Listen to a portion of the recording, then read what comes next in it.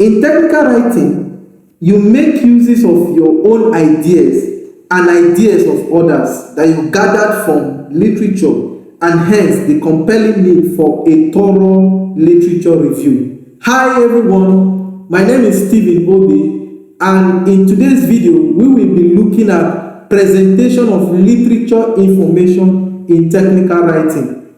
Is it important to cite a document that you have gotten an information from, or you just copy it and go and put it as your own? So that is what we will be looking at in this particular video. Presentation of literature information in technical writing. So why do we need to cite sources? Why is it important for us to acknowledge the people we have gotten an idea from? Why is it important for us to do that? In technical writing, all statements, opinions, and conclusions from another author's work, whether directly quoted, paraphrased, or summarized, must be cited.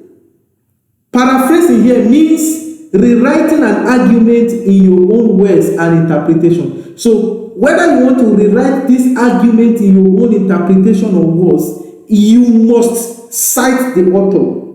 It is very important for you to cite the author so that it doesn't look like it's plagiarism. It doesn't look like you've copied another person's work and you bring it to your own. So there is every need for us to cite sources. So what is the importance of literature review? Why is it important for us to review literature? Number one, it helps us to identify solutions. Literature review helps the writer to identify ready-made solutions that may be applied to the problem at hand. When you review literature, you are able to find ready-made solutions that are applicable to the problem at hand. If you don't review literature, you won't be able to understand that the problem that you are having has been solved by someone, or there are information that you can get from other people's work. So, reviewing literature helps you to identify those solutions. The second reason why you need to review literature, or another importance of literature review, is that you have an authoritative support. You have an authoritative support. Using literature information, the writer can provide authoritative support for a given point of view. So if you give a point of view, you have something that is credible to back your viewpoint. You have something that is authoritative to back the viewpoint you are giving. Another importance of literature review is that it helps you to avoid duplication. Literature review shows you what has already been done so that you don't waste your time. Take for instance, if you want to construct a solar panel, if you want to construct a solar panel or a solar PV model, when you review literature, it will make you to understand that someone has constructed solar panel in the past. So it will help you not to waste your time to do what has been done. So literature review will now help you that, okay, this is what this person has done in the past. And this is the gap, this is the recommendation, this is what was not done. So I will focus my energy in that regard. Take for instance, if I'm using the solar PV model as an example, I can say that most of the solar panel that we are using in Nigeria, or most of the solar PV that we are using in Nigeria, are not designed for the Nigerian weather. So their performance optimization is like 80% of the maximum output power. What that means is that the solar panels that we are using in Nigeria are only giving about 80% of their actual efficiency. So I can now begin to work in this area that let me develop a solar panel, let me improve on what has been done so that my efficiency can increase from 80% to 90% to even 100%. So literature review helps you to avoid duplication. Another thing is that literature review helps you to understand proving method. What are those methods that are tested? What are those techniques that are tested? Those methods of analysis that are tested. So when you review literature, you will be able to understand all of those. Then another importance is literature review helps you to delimit your scope. It helps you to obtain existing data and define the scope of your problem. Like I've stated, solar PV model has been constructed. The only thing that is needed is to improve upon it to suit the Nigerian weather. You understand? So these are the importance of literature review. Please take note of these things. I might ask them in your test. I might ask them in your examination. So it is very important for you to note them. Note them. Very, very important. So when you are doing your research, when you are doing your technical writing, there are a few things that you need to take note of. There are a few things that you need to take note of. Number one, record your findings as you conduct experiment. Record your findings as you conduct experiment. As you are using your oscilloscope to test the output of your inverter, whether it is a sine wave or a square wave inverter, record whatever you are getting. Record the result that you are getting. The next thing to document is that you should record the materials you have consulted. Take for instance, you've read Taraja. Record it that you have read Taraja. Do we understand it? Any material you've consulted, record it. So there is a need for you to have your manual notebook, or you have a notebook on your phone or any of your device. That is a digital notebook. So record assistance given to you by people during your research so you can acknowledge them. Very important. Record the assistance that people render to you when you are doing your research. That will help you to acknowledge them in your project work. Another thing to take note of, or another thing to document, is take photographs of experiments conducted. That is why when you are doing your mini project or even your main project, we ask you to upload the pictures of what you have done. Upload the picture of your device, the device that you have constructed. Let us see the motherboard. Let us see what you have done. Very, very important. Then, it is important to note that only information from recognized sources is acceptable. Only information from recognized sources is acceptable. What are those recognized sources? What are those sources that are recognized? Your books, your journals are recognized sources. So avoid copying from unrecognized web pages.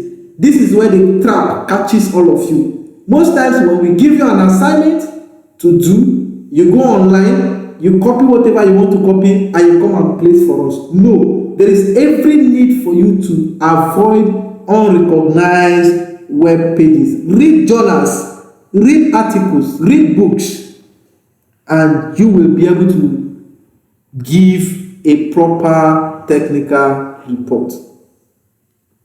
So when you are recording for a journal or you are recording for a book, there are a few things that you should take note of.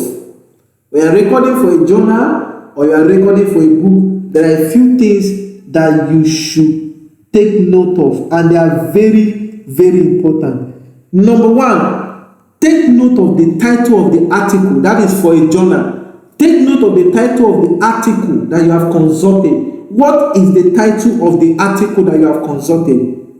What is the name of the author of that article? Or if there are more than one author, what are their names? Record the names of the author. Record the name of the authors. Record the name of the authors or the name of the author if it is only one person. Very important. Another thing to record is the name of the journal. What is the name of the journal that you have consulted? Is it a journal of engineers? Is it a IEEE journal? Is it IEEE journal? Whatever it is, record the name of the journal. Then you should record also the volume of the journal, the issue, and the page number. Maybe you can see volume 20, issue 3, and the paper that you have read, the page of it might be page 200 to page 205. So it is very important for you to note the volume, the issue, and the page numbers. So the last thing you should record for a journal is that you should record the date of publication. When was this journal published? When was this journal published? So you should be able to record the date of publication because you are going to need all of that. For a book, here are the things to note. Please, I will ask you these things. For a journal, what are the things that you should record? For a book, what are the things that you should record? So please note all of this. For a book, you should record the title, record the name of the author or the authors if there are more than one. You record the publisher. Who is the publisher of this book? You record the year it was published, record the name of publication. Take for instance, the author is Engineer Dr. Agbo and Stephen and Engineer Ida, or whoever the person is. So it was published by who? It was published by Steph Dora's Foundation. Do you understand it? When was it published? It was published in the year 2026. Which place was it published? It was published in Makurdi, Nigeria, Benue State. Do you understand me? So these things are very, very important. The title, the author, the publisher, the year and place of what? Publication. So you should take note of that. Now, let's go into something which is what? Referencing. You have heard of referencing. So let's now talk about referencing. In referencing, we have two basic systems of referencing. Please, I will always tell you this. Take note of this. We have two basic systems of referencing. There are two broad systems of referencing, which are, number one, name-date citation. That is the name and the date citation. That is one style of referencing. Another style of referencing is numbered citation. In the first one, you use name-date citation. You use name and date. In the second one, you use what? Number citation. So I might ask you, what are the two systems of referencing? Or how many systems of referencing do we have? There are basically two systems of referencing, which are name-date citation and number citation. In the name-date citation, we have the author's surname and year in text. So if you are using the name-date citation, you mention the surname of the author and you mention the year in a text. And you do what? You do that listing alphabetically. So name-date citation is used by Harvard, APA, and Oxford. I might ask you the meaning of APA, which is American Psychological Association. Take note of it. We are getting there. Then we have the numbered citation. In this case, you put the number in bracket or superscript. Put the number in bracket or superscript. And when you are referencing them, you put them in ascending list. So the people that make use of number citation, we have the IEEE and the Vancouver. IEEE and Vancouver, they fall under what? Number citation. While the name-date citation, we have the Harvard, we have the APA, and the Oxford. So all referencing styles are derivatives of these two major systems. All referencing styles are derivative of these two major systems. So what are the common referencing style? Now we have said that there are two major systems of referencing, right? So the styles now include IEEE. IEEE here means Institute of Electrical and Electronics Engineer. So as an electrical engineer, if you want to publish a paper or you want to publish an article, you are going to publish it in IEEE journal. And in IEEE journal, they make use of what? Number citation. So we have the Harvard system of referencing. We have the APA system of referencing. APA means what? American Psychological Association. We have the Vancouver style of referencing, and we have the Oxford style of referencing. So if I ask you to list the styles of referencing, note there's a difference between systems of referencing and styles of referencing. So when I ask you in the exam, don't mistake the two. System of referencing is different from styles of referencing. So systems of referencing, we have the name date citation and numbered citation. While styles of referencing, we have the IEEE style of referencing, Harvard style of referencing, APA style of referencing, Vancouver style of referencing, and Oxford style of referencing. So in Joseph Sawataka University, where we are, we currently use what? The Harvard style of referencing. That is for the undergraduate. We make use of what? The Harvard style of referencing, which is a derivative of the name date citation. So when you see a majority of our work, what we are doing, we are citing with the name of the author and the date of publication, the year of publication. Is that understood? All right. So now let's look at the name date citation in details. So when you are citing a particular work that you have read in the text, this is how you cite it. Author name in sentence. Take for instance, if Kayode wrote a book in 2025 and I want to cite Kayode, I'm going to write the surname of this author, which is Kayode, and I will put the year in bracket, in parentheses. I will put the year in bracket. So I will now say Kayode 2025 argues that to make money is better than going to school. Do you understand me? I'm just giving an example now. Or to go to school is better than to make money. Or Kayode 2025 argues that it is very important to go to school and to also make money. So in this space now, what we are saying is that you are mentioning the name of the author in a sentence. So when you are mentioning the name of the author in a sentence, you should first write his surname and then put the year in bracket. Now, in the case where you don't mention the name of the author in the text, after you have written the whole thing, then you should put the name of the author in bracket. But first of all, put the surname, put comma, and the year.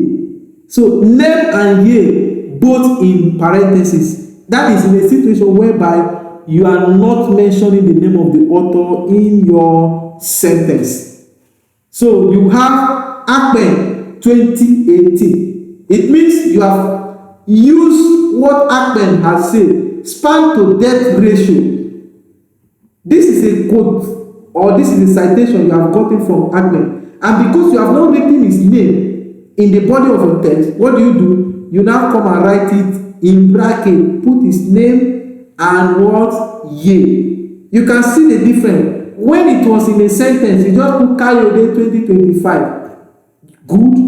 Then, when you did not put his name in the text, look at what you did here. Or when you did not put his name in the sentence, rather, when you did not put his name in the sentence, you put Akpen 2018. You put Akpen 2018. Now, when you are using same author, and you are quoting the same year, use lowercase letters. Take for instance, this author has written 2 books or 2 journals that you are citing, and those journals are in the same year. So use lowercase letter. Johnson 2005A, that is the first book he published. Johnson 2005B, that is the second book he published in the same year. When you are using multiple sources, list them in chronological order separated by semicolon. List them in chronological order separated by semicolon. David et al. 2000, that's one source. Sid Pura and Pora Bali 2012. These are 2 persons that you have used. Or yes, these are 2 persons that you have used. Now, in a situation where you have more than 2 authors, listen very well. When you have more than 2 authors, this word et al. Should not go from your head. You write the first author plus et al. And you will do what? You will italize the et al. Take for instance, a book that is written by Engineer Dr. Agbo, Engineer Ida, and Stephen Ode. I can simply put Agbo et al. Do you understand it? Agbo et al. 1990 or Agbo et al. 2006. I don't need to write the name of Engineer Ida. I don't need to write the name of Stephen Ode when I am citing more than 2 authors. You can see it. So you put the name of the first author plus et al. And you italize it. So you can see Wilson et al. Put your full stop 1997. So with what I'm teaching you now, by the time some of you now go through your mini project report that you want to come and present to us, or by the time you go through your main project proposal, you will now discover that there are so many things that you have written that your supervisor will just strike a mark. You understand? So another thing is, when you are quoting scripture, like scriptural citation, in text only, not in reference list. That is, when you are using them in text, include the book, include the chapter, and include the verse. Take for instance, John 15:4 NIV. John 15:4 NIV. Are we following? Okay. Now, let's look at how do you reference at the end of your work. That is, you have used the Harvard style of referencing, which is name-based citation. So, how do you now use it? How do you put your reference lists? Please, I want all of you to listen to this now. How do you put your reference list at the end of your work? Because most of you, when you go to your references, it's just nothing to write home about. So how do you put your name date referencing at the end? See, this thing I'm teaching you is very important to the point that with this knowledge alone, you can be able to write your project work. You don't need to give it to anybody to help you. So in your references, you should list alphabetically by author surname.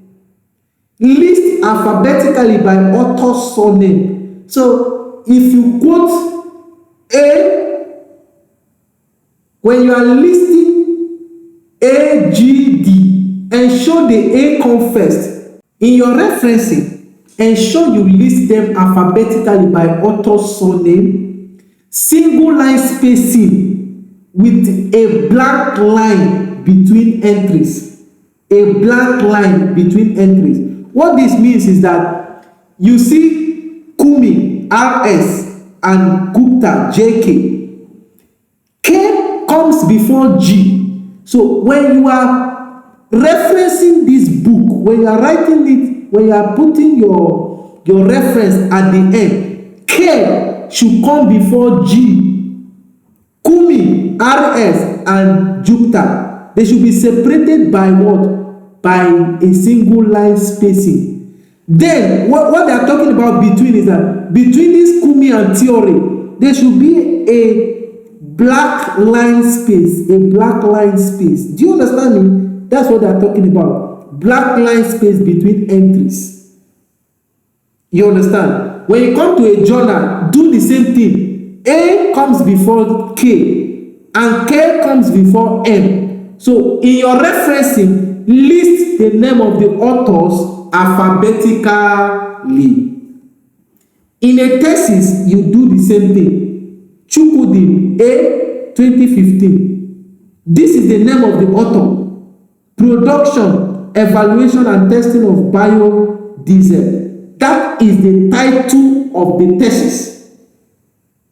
You understand? Department of Mechanical Engineering, University of Agriculture, Macaulay. Do we understand it? So, if you look at this critically now, this is the name of the authors, Kumi, RS, and Gupta, JK. This 2005 is the year of publishing this book. Theory of Mechanics is the title of the book. 14th edition is the edition that you quoted or the edition that you cited. New Delhi, that is in India. New Delhi, that is the place the book was published. Chad S and Co Limited, that is the name of the publisher. So it bounces back to what I told you initially. You should record the name of the author, the year the book was published, the title of the book, the name of the place it was published, and the name of the publisher. Do we understand this? Okay. Now, in number citation, this is how it works.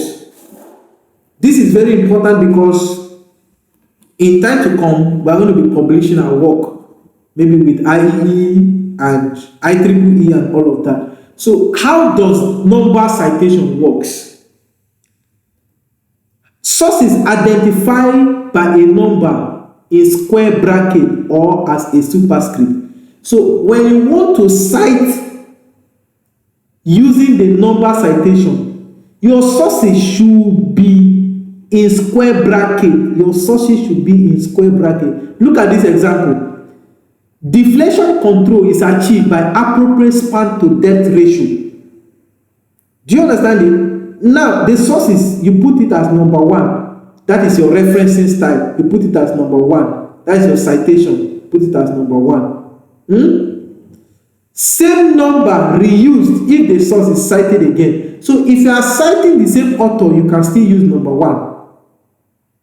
When you are referencing them at the end of your work, arrange in ascending order at the end of your work. Arrange in what? Ascending order. That is from number 1, number 2, number 3, number 5, number 6, number 7, depending on the numbers that you have cited. Remember, in the number name citation, remember, in the name date citation, when you are referencing them, you arrange them alphabetically. That is, you arrange the name of the authors alphabetically.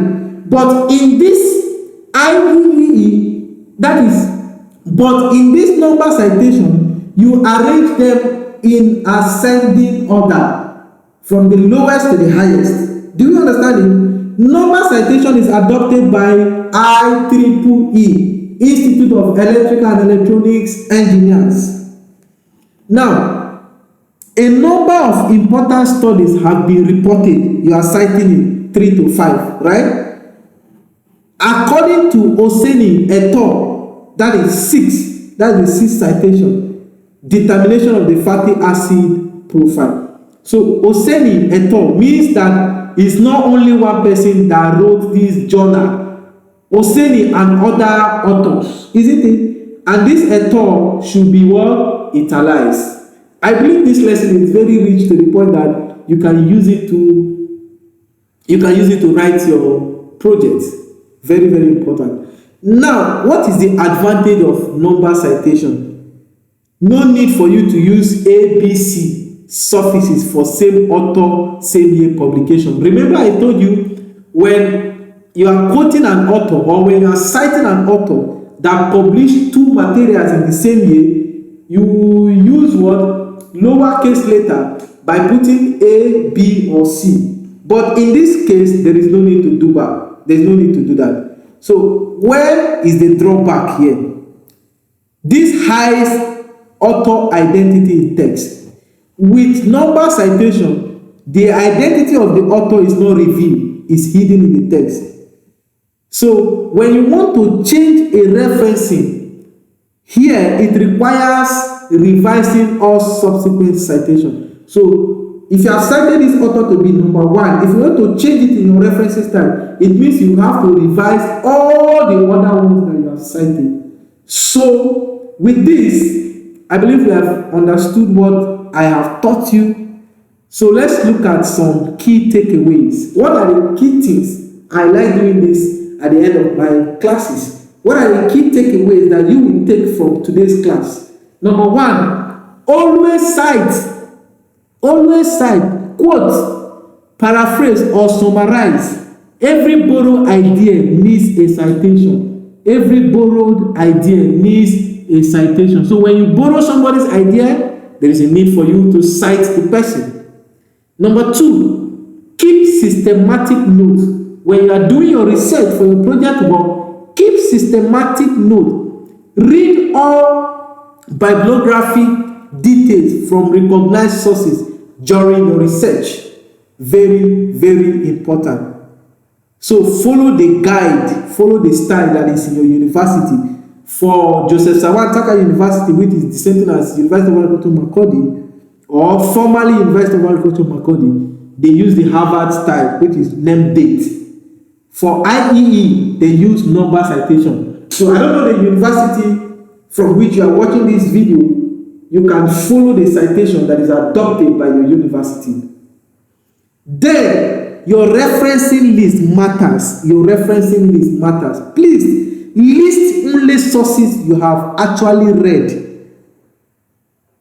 Sources that you have formatted correctly and in order. Don't go, see, there was a lecturer in one school those days.